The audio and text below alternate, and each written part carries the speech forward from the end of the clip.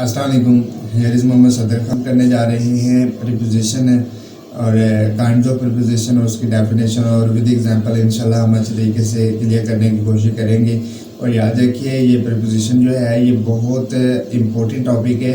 हम इसको किसी भी यानी कि एग्ज़ाम में इग्नोर नहीं कर सकते। जैसा कि parts of speech no doubt यानी कि तमाम पार्ट्स ऑफ स्पीच बहुत ज़्यादा इम्पोर्टेंट है, लेकिन जो प्रीपोजिशन का रोल है ये कुछ डिफरेंट सा है। ये तमाम बहुत ज़्यादा यानी कि हमारी जो है वो हर एग्ज़ाम में यूज़ होते हैं।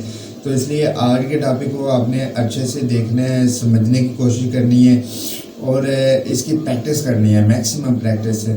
तो इसको थोड़ा सा मैं डिफरेंट तरीके से कोशिश करूँगा कि आपको यानी कि वैसे तो कॉमनली यानी कि ग्रामर से आप पढ़ते ही आए हैं, लेकिन आज जो है मैं इसको जैसा कि इसका यूजेज होता है यानी कि जिस तरह इसको इस्तेमाल किया जाता है वो उस तरीके से मैं चाह रहा हूँ इसको डिफ़ाइन करना और एक कंसेप्ट लेके आया हूँ मैं आपके लिए।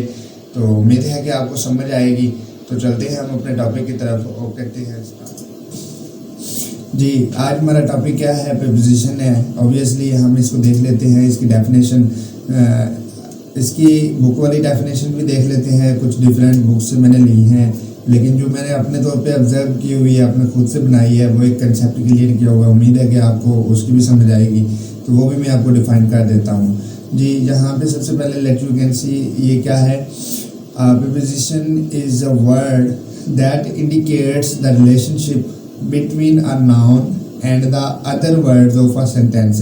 और यहाँ पे वो कह रहे हैं कि जो रिलेशनशिप कायम करे किसके दरमियान?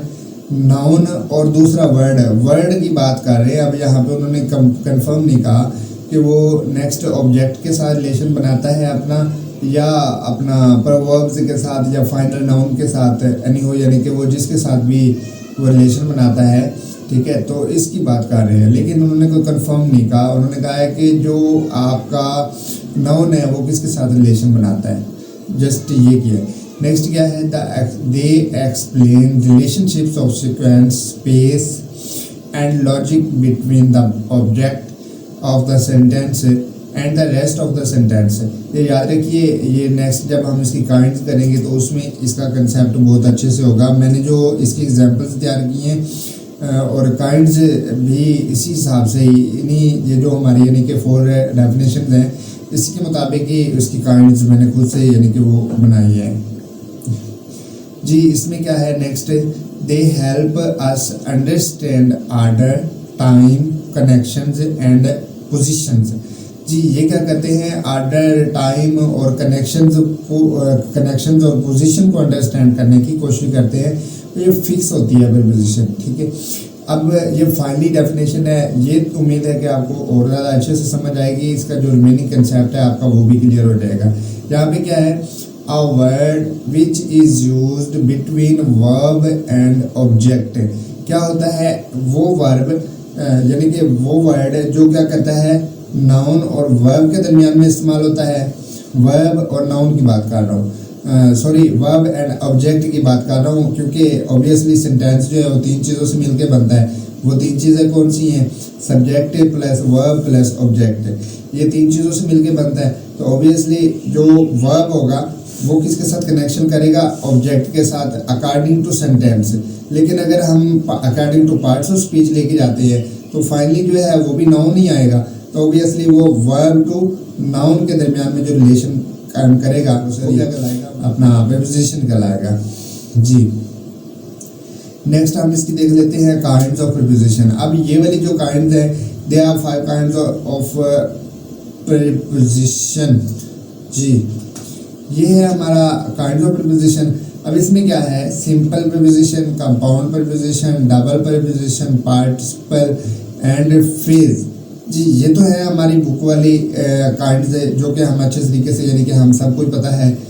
सिंपल में क्या होता है? जो कॉमन यूज़ किया जाता है, जैसे टू है, ऑफ है, दा भी यूज़ कर सकते हैं आप, ऑन है, इन है। तो जो कंपाउंड होता है उसमें डबल हो जाता है, जैसे कि बिहाइंड है, ठीक है, बियॉन्ड है, इस तरह की यानी कि जो एग्जांपल्स हैं। फिर डबल आपका आ गया, डबल प्रीपोजिशन आ गई, इसमें डबल यूज़ हो जाती है। पार्टिसिपल है। ये तमाम जो है कॉमनली हैं। इसके बाद हम नेक्स्ट मैं आपको यानी कि जो आपके जो बताना चाह रहा हूँ वो क्या है वो देख लेते हैं। जिसमें क्या है, there are a few interesting linguistic facts about preposition. अब कुछ फैक्ट्स हैं इसके, वो तो ऑब्वियसली मैंने आपको दिखाना ही था, क्योंकि आप सब लोगों के जहन में यही कंसेप्ट है कि ये 5 काइंड्स होती हैं और बहुत सिंपल सी चीज़ है, इसमें कोई इशू नहीं है। लेकिन जो चीज़ मैं आपके लिए लेके आया हूँ वो आपको मैं तारुफ करवाता हूँ उससे कि वो क्या है। जी, इसमें क्या है, सबसे पहले इन्होंने बताया है there are few interesting linguistic facts about preposition. Preposition के बारे में कुछ फैक्ट्स हैं लैंग्वेज के हवाले से, वो कौन से हैं वो देख लेते हैं। सबसे पहले वो क्या है, फर्स्ट है they are a closed class of words. ये वर्ड्स के क्लोज क्लास होते हैं which means no new preposition gets added to the language, जिनमें ये फिक्स होती है, यानी कि लगनी ही वही होती है प्रीपोजिशन। ये वो वर्ड होता है जो इसके अलावा हम कोई और नहीं लगा सकते, ये फाइनल होता है। वैसे तो हमारे यानी कि सिनोनिम होते हैं, लेकिन हमने वो नहीं यूज़ करने, यहाँ पे हम एज इट वही वर्ड यूज़ करेंगे जो उसका बनता है, फिक्स होता है। We use a fixed set of prepositions, let you can see. जी, सेकंड पॉइंट क्या है, सेकंड पॉइंट है second prepositions do not have any other form. जी, इनकी कोई दूसरी फॉर्म नहीं होती, जैसे फॉर्म ऑफ वर्ब होती हैं, फॉर्म ऑफ वर्ब नहीं होती। They can not be plural, ये प्लूरल में भी नहीं होते, यानी कि सिंगुलर प्लूरल ये भी नहीं होते। पोजेसिव भी नहीं होते, ऑनरशिप भी नहीं होती। इन्फ्लेक्शन और एनीथिंग एल्स, या फिर इनमें से कोई भी कुछ भी नहीं होता है। सिंपल सिर्फ वही होते हैं और उनकी अपनी पहचान होती है। इसके अलावा वो कोई ना उनका नेमल बदल होता है, ना उनके सिंगुलर प्लूरल होते हैं, ना उनकी फॉर्म ऑफ वर्ब्स होती हैं। जी, थर्ड पोजीशन क्या है इसकी, most of the preposition have many different contextual and natural usages. जी, वो क्या करते हैं जो कि कॉमनली यानी कि वो कॉन्टेक्सचुअल होते हैं और नेचुरल होते हैं, जो कि कॉमनली यूज होते हैं। So it's easy to be confused about preposition. जी, वो प्रीपोजिशन के हवाले से क्या करते हैं, हम इससे ऑब्वियसली कंफ्यूज हो जाते हैं। प्रीपोजिशन ना आने की वजह ही सिर्फ यही होती है कि हम कंफ्यूज हो जाते हैं।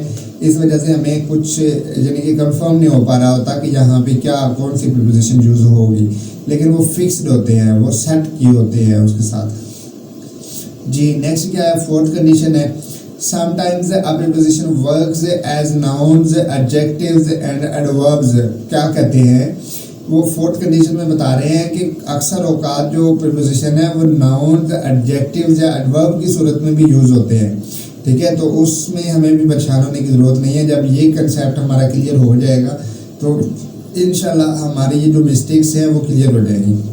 जी, नेक्स्ट क्या है, prepositions can be of 1, 2, 3 or even more words. Preposition with 2 or more words are called phrasal preposition। ये phrasal preposition है, इसकी नेक्स्ट डेफिनेशन भी हम अच्छे तरीके से कर लेंगे और एग्जाम्पल भी कर लेते हैं। तो चलते हैं हम इसकी नेक्स्ट एग्जाम्पल्स की तरफ, जो काइंड्स हैं। जी, नेक्स्ट जो मैं आपके लिए काइंड्स लेके आया हूँ वो कौन सी हैं, ये सबसे पहले हम ये देख लेते हैं। Most of the prepositions have many uses। There are some prepositions which are common in every type of preposition as they function in a versatile way। यानी कि जो एग्जामिनर एक नया रूल, नए कानून के मुताबिक या फिर वो according to paper set, paper जो उसकी सेटिंग होती है उसके हिसाब से वो जो ग्रामर को यूज़ करता है, वो प्रीपोजिशन को यूज़ करता है। वो ये 4 तरीके हैं जो मैं अभी आपको बताने वाला हूँ। जी, वो कौन सा है, प्रीपोजिशन ऑफ टाइम, टाइम के हवाले से। उसके बाद क्या है, preposition of place and direction, place या फिर डायरेक्शन के बारे में वो यूज़ करेगा। Preposition of agents or thing, या फिर वो एजेंट की बात करेगा या थिंग्स के बारे में बात कर रहा होगा। ऑब्वियसली थिंग भी एज एजेंट ही शो करेगी। तो उसके बाद क्या है, नेक्स्ट फाइनल कंडीशन जो है वो हमारी फ्रेजल प्रीपोजिशन है। वो 5 कंडीशन कॉमनली हैं जिसमें हमें यानी कि हमारा कंसेप्ट नहीं क्लियर हो रहा, लेकिन जहाँ से हमारा कंसेप्ट क्लियर हो रहा है कि ये 4 वेज वो हैं जिसके ज़रिए हम बआसानी अपनी जो प्रीपोजिशन का कंसेप्ट है उसको अच्छे तरीके से क्लियर कर सकते हैं। जी, वो कौन से हैं, लेट यू कैन सी। सबसे पहले क्या है, प्रीपोजिशंस ऑफ टाइम। ये क्या है, prepositions of time show the relationship of time between the noun to the other parts of a sentence. अब यहाँ पे वो सेंटेंस की बात कर रहे हैं, नाउन और उसके जो अदर पार्ट ऑफ सेंटेंस होगा वो कौन सा होगा, या एज ए नाउन या एज ए ऑब्जेक्ट जो भी होगा वो उसकी बात यानी कि यहाँ पे क्लियर कर रहे हैं। तो उसके दरमियान में जो टाइम होता है, टाइम पीरियड को शो करने के लिए वो इस्तेमाल किया जाता है। इसकी यानी कि हम एग्जांपल्स देख लेते हैं। Late you can C he started working at 10 o'clock। उसने क्या किया, 10 बजे काम करना स्टार्ट कर दिया। वो क्या है, उसके दरमियान में अब रिलेशन क्या है, working as a verb use हो रहा है और 10 o'clock जो है वो हमारा टाइम पीरियड आ रहा है। तो नेक्स्ट एट मिड में यूज हुआ है तो ऑब्वियसली ये एट हमारी प्रीपोजिशन आ जाएगी जी। नेक्स्ट क्या है, this book, the book is on the table, the water is in the glass, the bus is going to Lahore from Multan, he is going to school, the company called meeting on 25 October, there is a holiday in December, he has been ill since Monday. जी ये तमाम example जो है हमारी prepositions of times की हैं। तो इसमें क्या है, हमारी जो एग्जाम्पल्स हैं वो कौन सी हैं, at, on, in, to, from, since are the examples of prepositions of time. जी उम्मीद है कि आपको इसका कंसेप्ट क्लियर हो गया होगा। ये एक सिंपल प्रीपोजिशन है जो कि हम कॉमनली यूज़ करते हैं, लेकिन यहाँ पे मैंने क्या यूज़ किया है, प्रीपोजिशन ऑफ टाइम यूज़ किया है कि ये टाइम के हिसाब से यूज़ हो रही होती हैं और इनको हम क्या कहते हैं, as a preposition of times कहते हैं जी। इसके बाद हमारा नेक्स्ट क्या है, preposition of place and direction. Place या फिर डायरेक्शन के हवाले से हम बात करेंगे यहाँ पे। ये क्या है, prepositions of place show the relationship of place between the nouns to the other parts of a sentence. यानी कि जो प्लेस का रिलेशनशिप है वो दूसरे वर्ड के साथ, चाहे वो ऑब्जेक्ट होगा या फिर नाउन होगा, उसके साथ वो अपना रिलेशन बना रहा होगा। जैसे क्या है, इसकी कॉमन एग्जांपल्स हैं on, at, in, by, from, to, toward, up, down, across, between, among, through, in front of, behind, above, over, under, below are the examples of preposition of place or direction. जी अब इसकी examples हम with sentence clear कर लेते हैं। याद रखिए, आप जब भी इसकी प्रैक्टिस करेंगे, आप एग्ज़ाम में चाहे कर रहे हो चाहे जिसमें भी कर रहे हो, तो आपने ये नहीं करना कि आप जस्ट जैसे ये नहीं, मैंने एग्जांपल दी हुई है, मोस्टली स्टूडेंट्स यही करते हैं कि इसकी एग्जांपल ऊपर डेफिनेशन दे दी, नीचे एग्जांपल दे दिया, ओबियसली मैंने अपना काम ख़त्म कर ली है। लेकिन ऐसा नहीं है, एग्जामिनर ये नहीं तो कर रहा होता।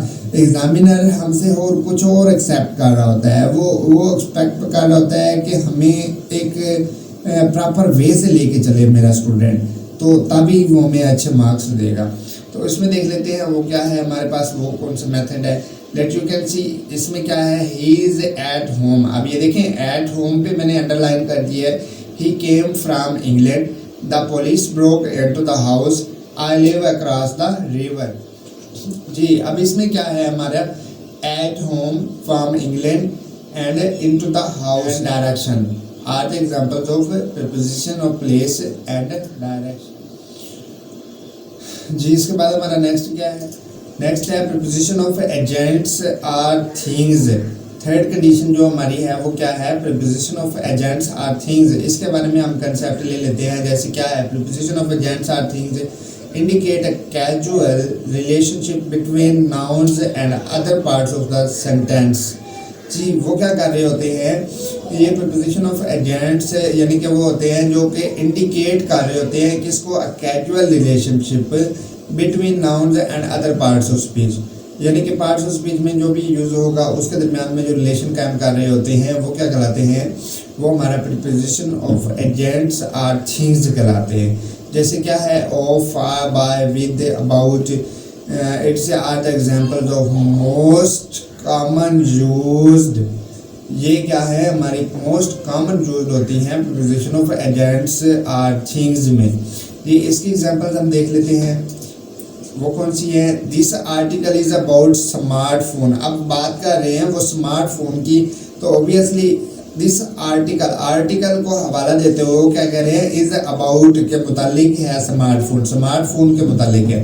जी most of the guests have already left. हाँ जी, बहुत से मेहमान क्या कर चुके हैं, ऑलरेडी पहले ही छोड़ चुके हैं। I will always be here for you. जी मैं आपके लिए क्या करूँगा, हमेशा यहाँ पे रहूँगा, ऑब्वियसली रहूँगा। अगर आप मुझे कोऑपरेट करेंगे तो ऑब्वियसली मैं भी आपको सपोर्ट करूँगा। जी he is playing with his brothers. जी वो क्या कह रहा है, ही इज प्लेइंग, वो खेल रहा है, किसके साथ खेल रहा है, विद हिज ब्रदर। एजेंट को शो करते हुए वो क्या कर रहा है, अपने भाई के साथ खेल रहा है। तो इसमें क्या है, about smartphones of the guests you for you and with his brother are the example. prepositions of agents are things। जी नेक्स्ट इसकी हम फोर्थ कंडीशन देख लेते हैं। फोर्थ कंडीशन क्या है, वो हमारी फ्रेजल प्रपोजिशन है। A phrasal preposition is not a prepositional phrase.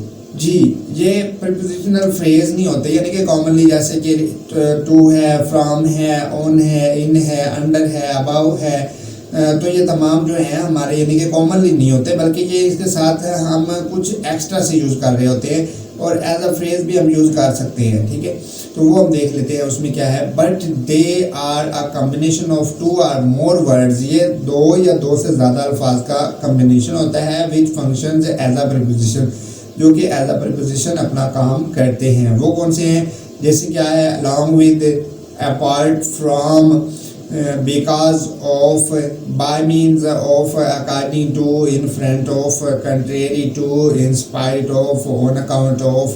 ये तमाम एग्जाम्पल जो जस्ट मैंने कॉमन से दिए हैं। वैसे तो बहुत सारे इसके एग्जाम्पल्स हैं, लेकिन इस तरह के जो वर्ड्स हैं वो हमारे क्या यूज़ हो रहे होते हैं, as a phrasal preposition use हो रहे होते हैं।